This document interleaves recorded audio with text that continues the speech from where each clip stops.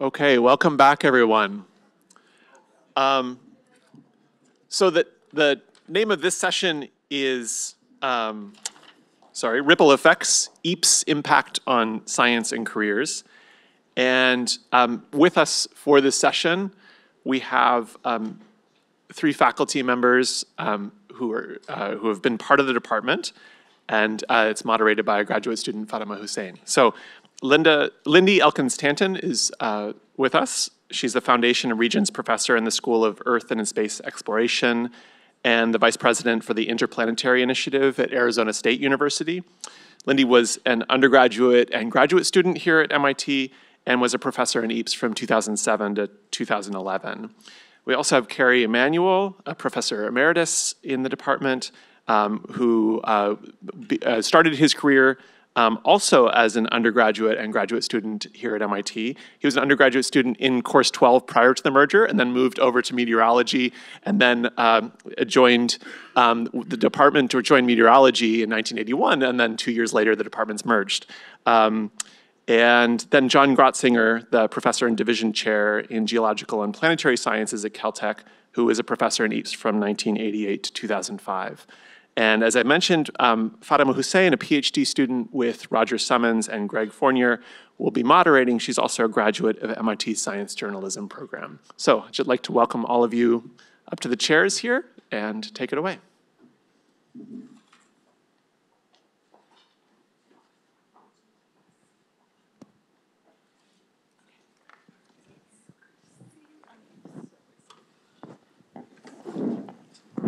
Okay, thank you so much, David, for that introduction. It's a true honor to be here and to speak with three people I admire very, very much, as well as all the amazing people in this room who have gathered for this moment. So I wanted to kick us off by discussing ripple effects. So this conversation is going to cover the impacts that EAPS has had on the science and careers of everyone up here. And to kick us off, I was wondering if you all would be willing to reintroduce yourselves in a little more detail. Tell us, again, when you were in EAPS, what was the science question you began with? Where are you now? Why don't you go ahead, John, and maybe we can go through a line. Yeah. Hi, I'm John Grotzinger.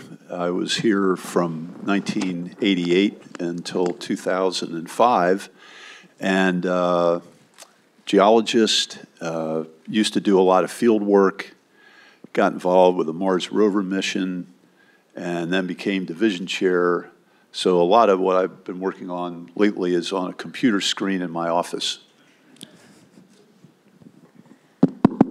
I'm Kerry Emanuel. As David indicated, I actually came as an undergraduate in 1973. And I was very interested in meteorology, and I worked with meteorologists, but they were a graduate-only department. I majored in EAPS. And I studied mesoscale weather phenomena, like bands of snow in winter storms. And then I went to graduate school in the Department of Meteorology, went to UCLA for 3 years and ended up coming back here to the meteorology department, and then went back into EAPS when it merged. So I've crossed over that boundary a few times. Thank you. So fun to be here. So fun to see you guys. I was really excited to be invited to this because this is also my 40th anniversary in EAPS. I arrived as a 17-year-old freshman in the fall of 1983. And I believe that my first course that I took in course 12 was with John Southard in the spring, exactly 40 years ago this semester, and absolutely changed my life. And John, the way that you had, and some of you will know what I'm talking about, of drawing geologic processes in chalk on the chalkboard, things like meandering rivers versus braided rivers, and the way dunes, and what is the Stoss side and the Lee side, absolutely imprinted on my brain forever and changed my life. And so it's so fun to be celebrating 40th anniversary. So I've been doing various things, including working in business, and my main job right now is running the Psyche mission to the metal asteroid Psyche, which I've been doing now for 13 years. And so although I still publish absolutely in fundamental science and understanding how planets are formed, I would say my true specialty now is how to create effective teams, which is really at the heart of everything. Thank you for those introductions. So to follow those wonderful science presentations we just heard in the last session, I wonder if we could discuss how your science evolved as a result of your experiences in EAPS. What were the questions you first sought out to answer, and what are the ones you're trying to answer now? I know you just spoke a little bit about psyche, so maybe we can go back in this order and start off with you, Lindy.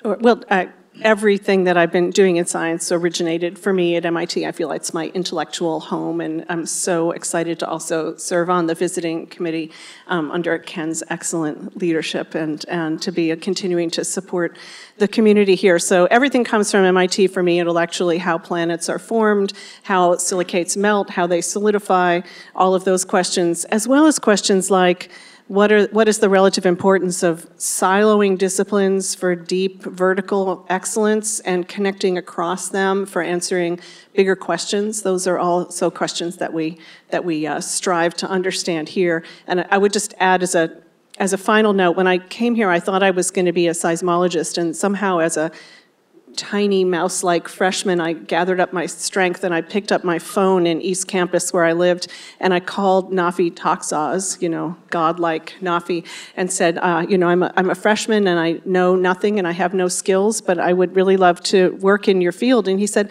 come on over to ERL in that building that Rob didn't have a picture of. And they gave me a job and I learned to program, and it was formative. That was huge. So I have kind of an interesting cross-disciplinary journey. A lot of it was actually a result of the merger of the old meteorology and old Earth and Planetary Sciences department, because I got to know some of the faculty I had hardly interacted with. Some of it was through the wonderful tradition that continues, I think, to this day, of faculty lunches once a week, where almost always a faculty member will talk about his or her research.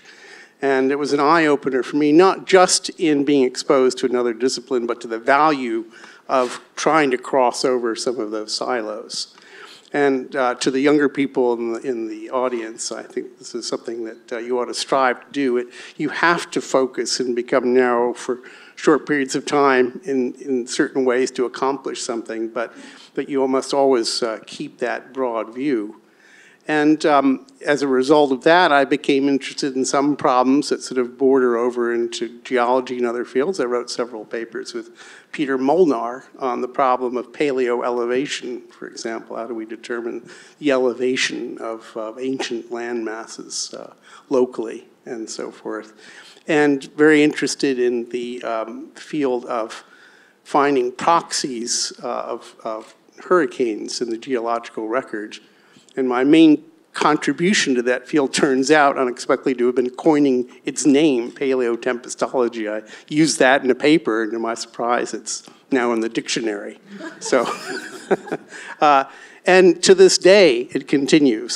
So I've been very interested in severe convective storms, for example, and what causes their environments to form. And it's forced me, having read papers of Darren Takabi, who's here, to realize that soils are important. I had to learn a lot about, I got to get my hands dirty. I had to learn a lot about dirt and vegetation to understand and how important they are in setting the conditions for severe convection, which will turn out, I think, to be really important in answering the question of how is the incidence of severe convective storms, tornadoes and hail, so forth, affected by climate change. So just a few examples.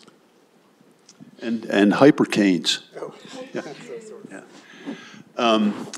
There are many things that I could talk about that were, I think, profoundly important in my career as having been part of the EAPS community. The first thing I want to come back to is the notion of the Thursday afternoon faculty lunch. This was a stroke of genius. When I first went to Caltech, I suggested this, and everybody said, we have too many seminars already. Didn't happen. But then when I became chair, I instituted it, and within a year, everybody thought this was a great idea. So we just copied MIT, but it leads me to the point of the breadth of this department. And it took me a long time to appreciate how many options there were for chances for career changes as a member of the faculty here, when I first got hired, I was so motivated when I interviewed and discovered how much field geology was going on. I was very focused on that, and I had my own particular strength in sedimentary geology, but what I was really after was to follow Clark Birchfield and to learn more structure and tectonics and with Kip Hodges and metamorphic rocks. So I became involved in the January course, initially just to help and look. And then those guys, it seemed like every other year they'd come back from Tibet with the plague, and then John Southern and I sort of took it over and actually taught the students the stratigraphic record. Remember that? Yeah, yep. And put our own sort of style on it. And then John and I, it was a great compliment to my field orientation with John as an experimentalist and a theoretician in the mechanics of sediment transport. But then eventually, Dan Rothman and I started to have coffee together, the mid-1990s, nonlinear dynamics and chaos and fractals, and everybody in geology was trying to figure out how this applied. And he and I wrote some great papers together that was really rewarding for me. And then the years evolved, and then began, I don't know how it started, John, but John Marshall and I got together and started thinking about circulation of the Permian Ocean when you have a planet with no ice. And these experiences to me were richly rewarding because I was never bored. And so this department to me was a little bit like a buffet where you could find so many things to get engaged with, and it was just your limitation of curiosity was the only thing to really hold you back.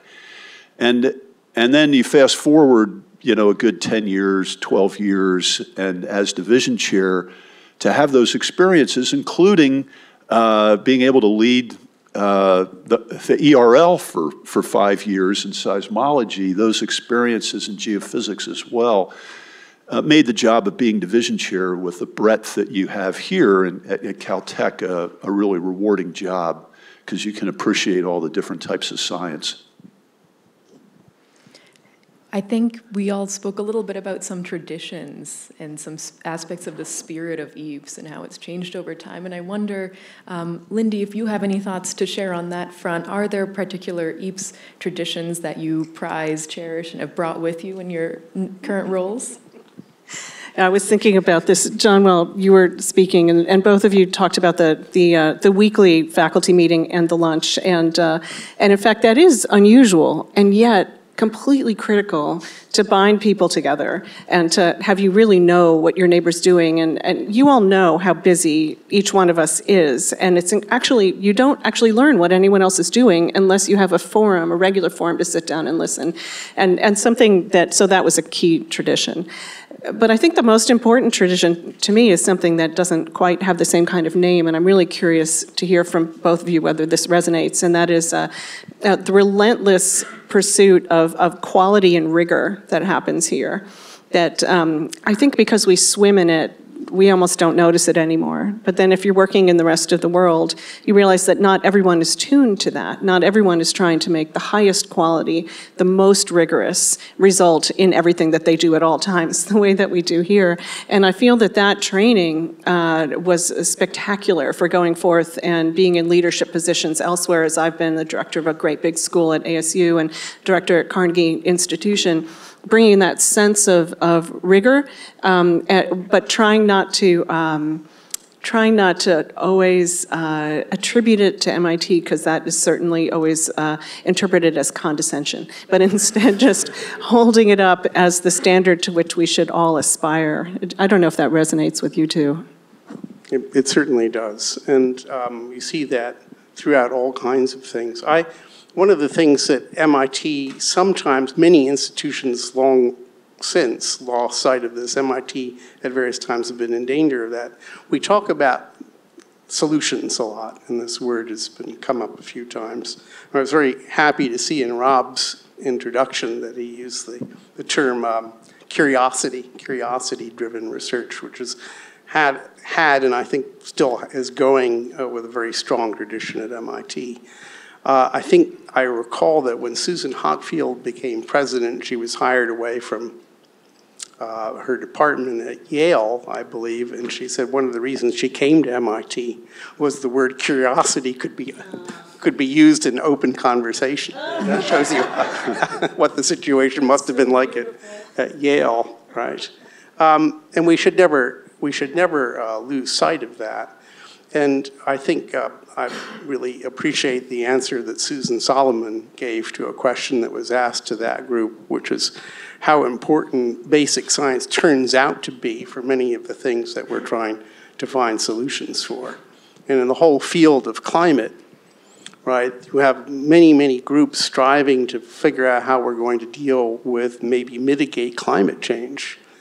And a lot of the solutions that are being talked about are very expensive. And one of the things we need to know, we need to do as scientists, is to be able to say what exactly, quantitatively, with uncertainty, are the risks. What are those risks? And that's something that can only be answered with science. Let me say one other thing about that, is the traditions that we're talking about in the context of research also very importantly spill over into education, particularly graduate education. And one of the things that happened as a result, I think indirectly, of the faculty lunches, the broad idea that we needed to worry about climate and the merger of the two departments is that we started to teach across boundaries. And my own experience was in helping to found the graduate sort of survey course in climate physics. And at the time we did this, it was Ed Boyle and Carl Wunsch and myself, and Carl and Ed are here now. There was also, I think, Julian Sachs in the beginning on the paleo side. And I think it's fair to say, I hope I'm not insulting the others, that each of us didn't know very much about what the others were teaching. And I have to say personally that in the course of teaching that course, and I did for 20 years, something like that, teach in that course, which was a wonderful experience, and I hope it was for the students. I learned so much from Ed and from Carl and from Julian and David McKee later on. And that was great. And so it's a great thing for a department to do, not just for the obvious reasons of crossing over those boundaries for the sake of students' education, but for our own research and intellectual development. I can add to that, Kerry. I want to come to emphasize the importance of pure research as well in terms of how it spins off into application. But first I want to talk about the great tradition of MIT undergrads going to Caltech for graduate school and vice versa, and graduate students going for postdocs and vice versa. We need to keep this going. It's a wonderful tradition, and it happens to work really well. These people go on to do amazing things. I'm reminded of, again, the importance of the merger between PAOC and the rest of EAPS through a graduate student by the name of Jess Atkins. When I was on the faculty, he was a graduate student working with Ed and also John Edmond. And by taking these courses throughout that were required, I guess, of him at the time, Jess is now in his second year of leave, forming a startup company. He has several patents to sequester CO2 in the oceans by dissolving limestone rock. And his roommate was my graduate student, Shane Pellicciati. And the conversations that they had that crossed over between the chemistry of limestones and the chemistry of carbonate precipitation in the oceans, I believe, put him decades later in the position to be able to form this startup company. That's a very tangible example of that. I also think Susan talked and referenced the lead crisis. This was a really big deal, but honestly, the solution to that came from trying to study the age of meteorites and the age of rocks returned by the Apollo mission. If you're going to measure lead isotope ratios, you have to remove common lead from your lab. And the scientist who did that was scrubbing and scrubbing and scrubbing and never getting the level of blank that he needed to have to make the measurement. And then he discovered it was basically the result of combustion of leaded gas. And that led to the rest of his career being dedicated to that political mission of trying to get it regulated, and it worked in the end. And so these things spin off, and now I look at geochemistry and I see clumped isotopes as a technology that spins out of fundamental chemistry of isotopes, merging with geobiology and the desire to understand microbial metabolism. And then you see the scientists that work on that, and they are able to make measurements of the dysregulation of metabolic pathways by disease, including cancer. And I wouldn't be surprised in the next decade to see geochemistry basically emerge as a diagnostic tool that you are able to detect something like disease well ahead of the conventional tests by which we do it. So I think that this commitment, this tradition by MIT and EAPS in pure science is a powerful thing for applied science. I wonder now if I could ask the two people on stage today who did their undergraduate here, what made you choose to continue here for your graduate studies? Do you want to speak about that for a minute? Go for it. My story is a little weird because I had no intention of going on to graduate school initially. I always wanted to come back, and I remember I did my undergraduate work in meteorology. I remember working with Peter Molnar. He was a fantastic person to work with. I know a lot of people I'm looking at in the audience have had that privilege. Who tried to persuade me to go into hard earth sciences for a while. And I said, Peter, don't forget that your field, your subdiscipline, plate tectonics, was founded by a meteorologist, Alfred Wegener. I don't think he ever quite forgave me for that. But I was, two things happened. The laboratory that I had hoped to go to after my undergrad career didn't basically had to stop employing people because of budget cuts, so I was left with nothing to do, and Jewel Charney actually persuaded me to stay on and go for a doctorate. So that was my story. Well, you were saying you had no intention of going on, but I had apparently had more resolution than you because I totally left.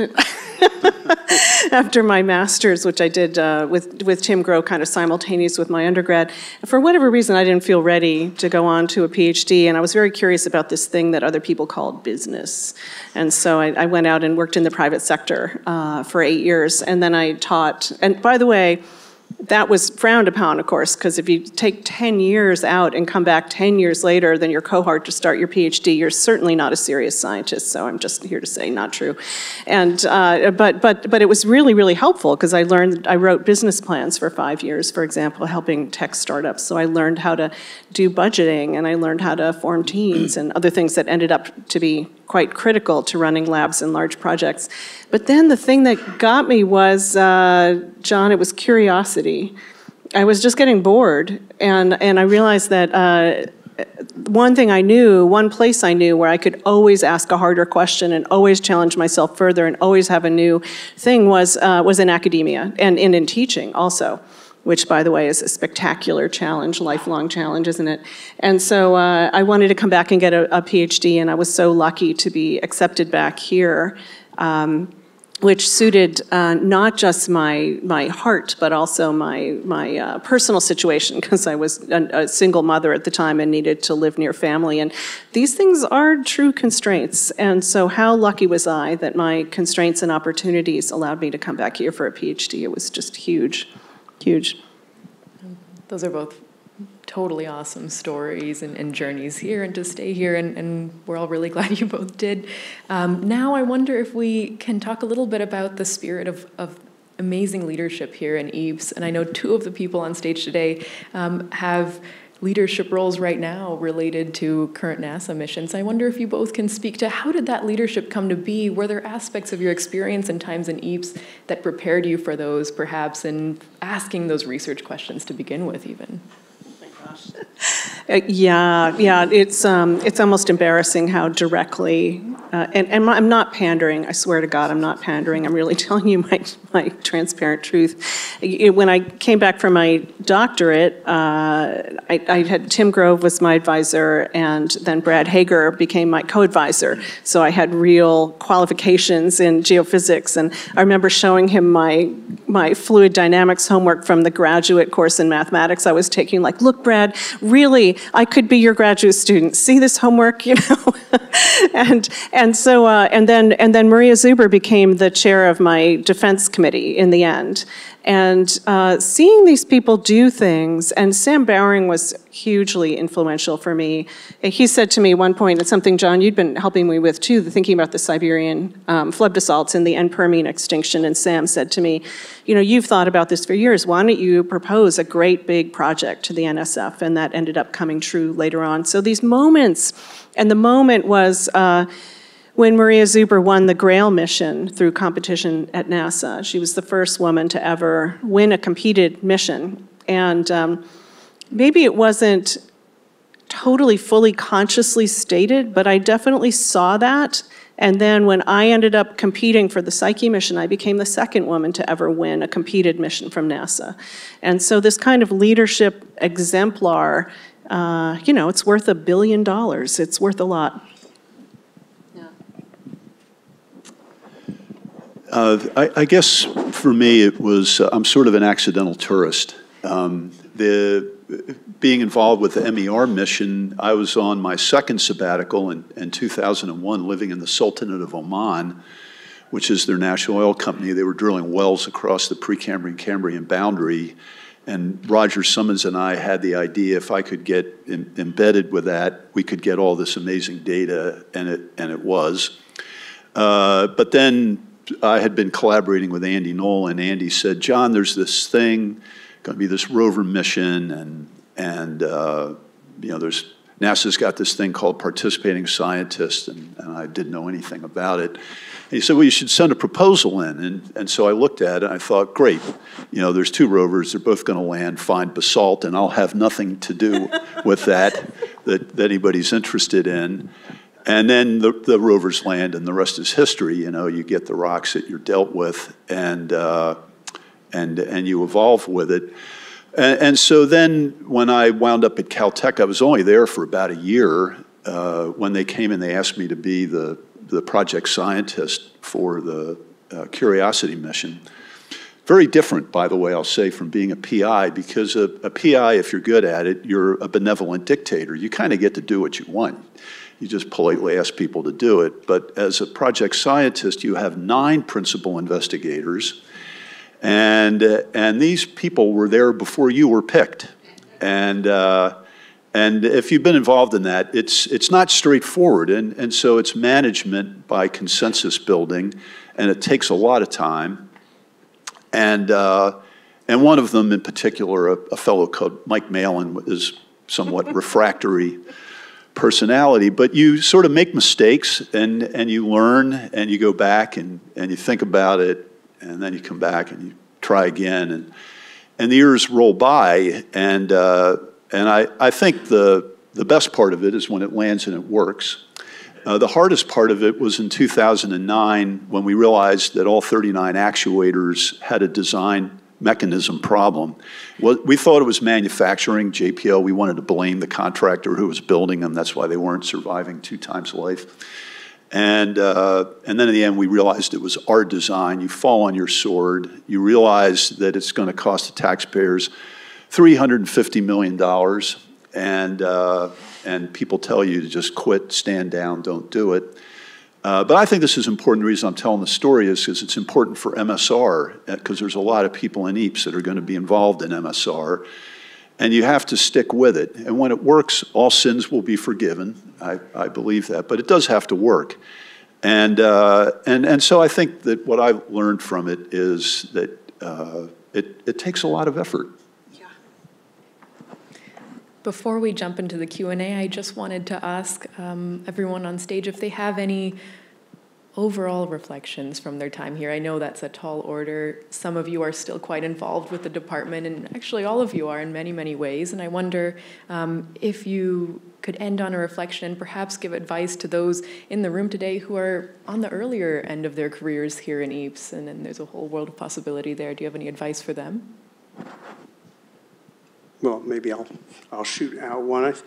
When I came here from UCLA in 1981, my decision tree, which I think was right, was where am I going to get the best graduate students? And there was no question in my mind that it was right here. And for me, that was the most important aspect for me of being in this department. Was I was privileged to work over a course of 40 years or so with some of the finest graduate students I could have ever dreamt of. And I would say to students, especially who are about to graduate or are thinking about their careers, there is a reason historically, at least in the US, why research and teaching have been put together and so productively, is that they really do inform each other in ways that are surprising, you might not anticipate. But I don't think my own research career would have gone anywhere near as far if I had gone to a laboratory or other place where I wasn't daily in contact with graduate students. So I thank my lucky stars that I was here with the great graduate students in this department. Yeah, I'll be brief and just say that, does EAPS still have the requirement for 2 projects? Yeah, that is a fabulous transition, and for anybody that might be in their first year and undecided, the idea that you do 2 very different projects is profoundly important. I see the goodness that comes from that, and I tend to push against students that want to try to do 2 similar things. That's the strength of this department. I would completely agree with what these 2 have said, and I would add that I think especially these days and in the continuous crisis we've been in, all of us, since 2020, it's very easy to think about the things that are terrible and the things that are oppressive and the things that are irritating. But I think that it behooves us all instead to think about the crazy privilege we have to be living the lives that we're living, everyone in this room, and the opportunities we have to learn. And I would also say that in my experience at least, for every person in every position at every stage working at MIT, you're learning and experiencing and becoming enriched at a faster rate than almost anywhere else in the world, and somehow reveling in that would be my advice. All tremendous advice and insights on your experiences here. I want to open this up now for Q&A. Do you have questions for these people on stage? Any ripple effects that you would like to share or know more about?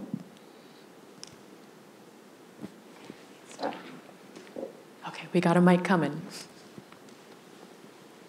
Since 2 of you have worked here before and one has retired, any regrets for leaving? For leaving MIT. Well, when I landed and the other day and woke up yesterday morning and went for a walk, I was not thinking of the regrets, but yes, I think back on it, and I will retire having split my career almost 50% between both places, and part of the motivation to move came from living in Oman in 2001, and I saw my children in a somewhat different community.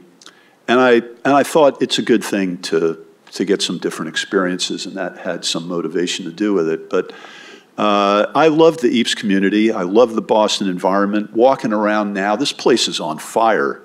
You know, my wife and I rented blue bikes last night. This bike expressway is a real thing. The tech that's going on, that has to spin off in some positive way here. Pasadena has just discovered this. Amazon Web Services moved in, but who else is? And I think that's a very vibrant community here. And so when I see that, I kind of wonder, well, maybe I'll just move back here when I'm done. Yeah, I feel like I have been joyfully adventuring out in the world, trying to bring some of MIT to everywhere I go, and at the same time regretting not being here all the time that I'm not here. Because as you know, and I've been explaining, I've been here on and off, or feeling like more or less continuously also partially here my whole career. But I will tell you that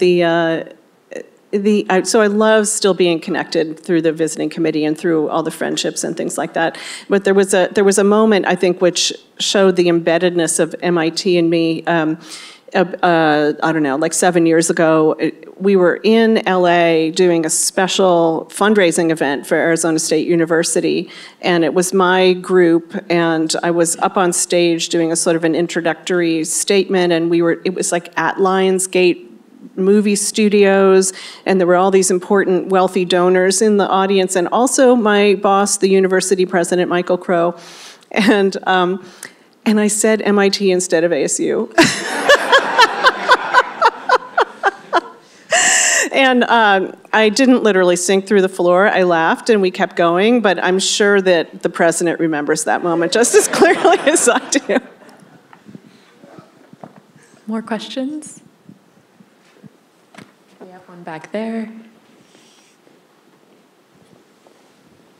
Yeah, thanks, Anke Friedrich, now at LMU Munich in Germany. Rob Vanderhills yesterday mentioned or nicely pointed out the building architecture and how all our lovely green building has, shaped us or prevented us from being shaped into other kind of teams. And with this new building, he did point out that now there's all the hope for better collaboration, more collaboration, et cetera, et cetera. How do you, the three of you, see the role of building architecture in the teamwork and how it can prevent or shape better collaboration? And then since I'm here, I can't resist the opportunity to just point out, if you want to know more about Linda Elkins' Great Germany, there is the portrait of the scientist as a young woman, and me as I can check off every single point you have in there with parallels. Several of you might be too. It's a page turner. You will not put it down when you start it, so pick the moment carefully when you read it. Thanks. Thank you so much, Anke. That's super sweet, and so let me thank you for that. And also, Anke is one of the reasons I came back to grad school, because I believe that you were someone who helped to host me when I came to visit, and I was thinking about coming back because you were already a grad student here, so we go back a long way. Don't you guys think that the building is kind of everything, the spaces? When we used to go up the elevator and down the hallway and shut those windowless doors and never be heard of again, as was mentioned yesterday. It was thank God for the cookie hour, but sugar is not actually the universal solvent, it turns out. So I think this is huge, this building. Don't you think so? I recall some motivation to try to get out of this building and get even more spread out. And Nafi Taxos said to me, he said, John, if you do that, nobody at MIT will know who you are, because this building is special. So I think every effort that was made to stay here and invest in it, now the new building downstairs, it seems, Rob, like there's been an aggregation now, and that's wonderful to see. All I can say was that I got to know some fellow faculty and graduate students real well by being trapped in elevators with them. I'm kind of sorry that's not happening anymore. Okay, I think we have time for one last question before lunch. No. Oh, we have one up front here. Hi. First of all, thank you. I was just wondering, given the really successful careers that you had and running these huge groups, do you have any tips? And specifically, I'm thinking about work-life balance, which seems contradictory in some aspects, and given especially the curiosity that you were talking about. Work-life balance. Yeah, every place I've worked, I've had that question. When I was a single mother graduate student. I was the only woman graduate student in this department with a child. And then I was at Brown for 5 years, and I was the only woman at any level in that department with a child. And, but I still don't know what work-life balance means, really. My answer is kind of facile, but it's also genuine. I really only have one thing, and that is my life. I don't have work and life. And I try to compile into my life the things that I think are most meaningful and joyful, and not to be influenced by other people's judgment about what things I should be doing, but instead the things that I love to do. It sounds superficial and trite, but it's also really true.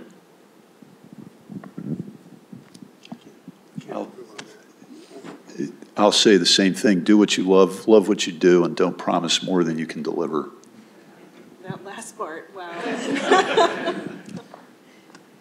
Okay, I think with that, we can conclude this wonderful conversation. Thank you all for coming and visiting us and for sharing your reflections on your time here. Thank you all.